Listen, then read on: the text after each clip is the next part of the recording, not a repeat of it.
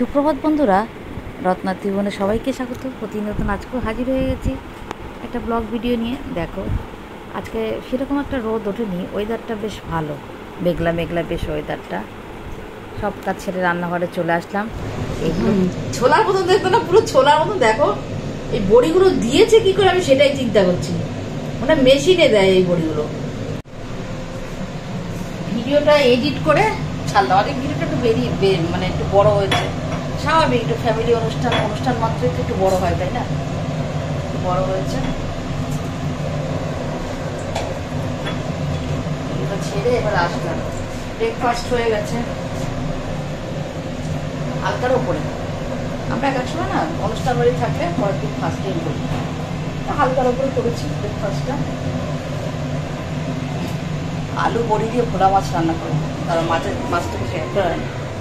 এই দেখো মাছ ভাজাটা, মাছের ঝোলটা হয়ে এসছে। এখন একটু চা নিয়ে নিলাম, একটু চা খাচ্ছি।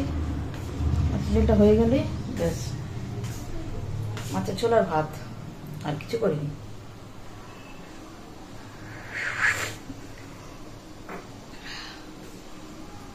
পুজো চলে আসছে, বেশি দিন বাকি নেই। পুজো আসলে আমার খুব টেনশন হয়, সেরে উঠতে পারবো তো? সব কাজ সেরে উঠতে পারি, কিন্তু তাও না, যতক্ষণ না কাজ সারা হবে ততক্ষণ টেনশনটা থেকেই যায়। একদম কালো জিরে ফোড়ন দিয়ে পাতলা মাছের ঝোল।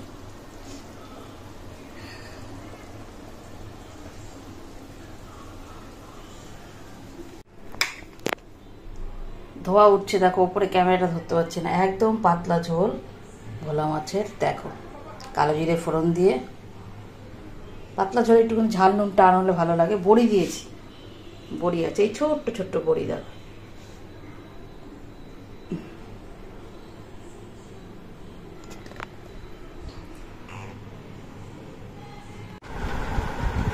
মানে কিরম অন্ধকার করে এসে, শুধু এই জানলাটা, ডাইনিং এর জানলাটা দেওয়া রইলো, খোলা রইলো, দেওয়া রইলো। কি কিন্তু পাতলা করেছি, বুঝেছো? কোনো মশলা টসলা দিয়ে কালো জিরে দিয়ে। হ্যাঁ, এখন একটুখানি বাদাম দিয়ে চা খাই। তুমি একটু খাও।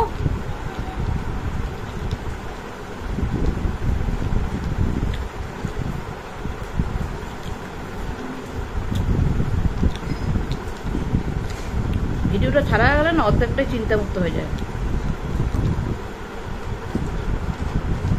চা খাই।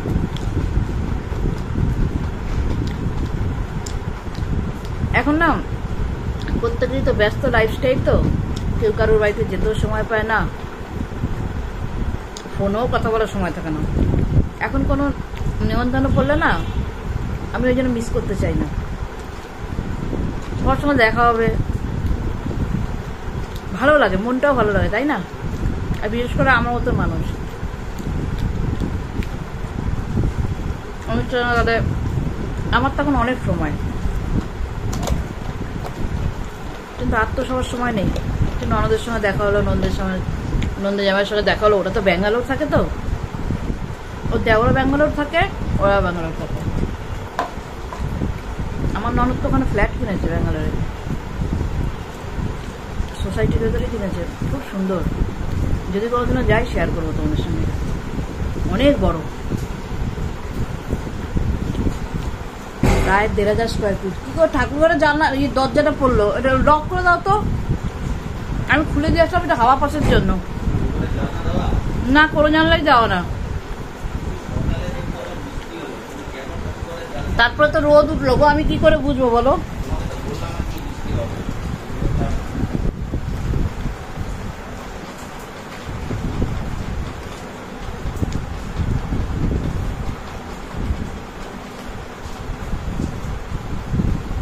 আমার দেওয়ার তো থাকে আমেরিকায়, ও একটা অফিসিয়ালি কাজের জন্যই কলকাতাতে আছে কিছুদিন, তারপরে চলে যাবে। দেওয়ার আমার মাসি শাশুড়ি চলে আসবে।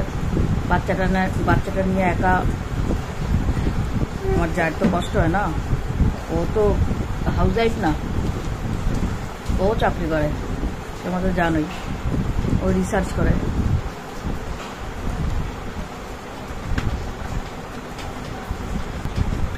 না, ওইটাও তো একটা, ওটার জন্য তো ইয়ে পায়, একটা স্টাইপেন্ড তো পায় ওটার জন্য। বলেছে একবার ক্যান্সার সেলের উপর রিসার্চ করছে।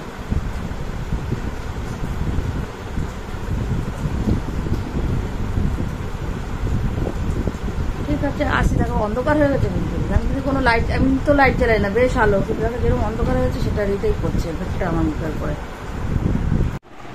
খাবার গুছিয়ে নিয়েছি দেখো, এখানে এই ভাত আছে আর এই মাছের ঝোল, খেয়ে একটু বেরোবো।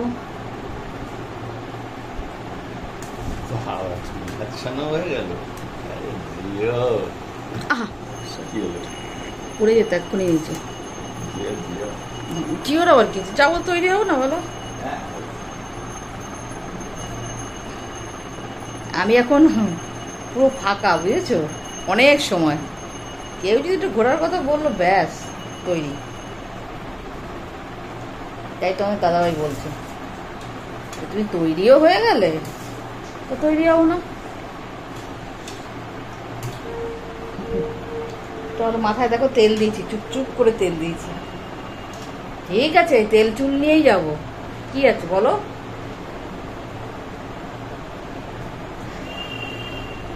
চলো আসো খেয়ে নি।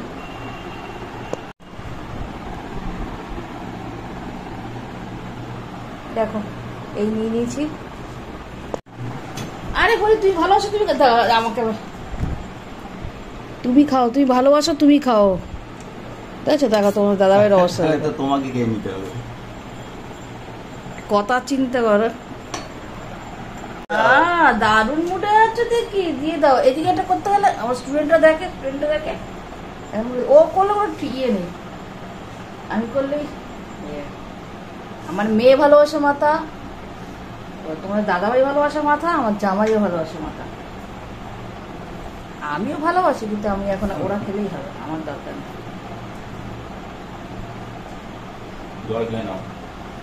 জলকে খেয়ে নি, হ্যাঁ খেয়ে তবে আসছি। সুন্দর এসে আলোটা এদিকটা বসা। ভিডিওটা তাহলে আজকে তো এখানেই শেষ করছি, আবার আগামীকালে নতুন ভিডিওর সাথে চলে আসবো। টাটা।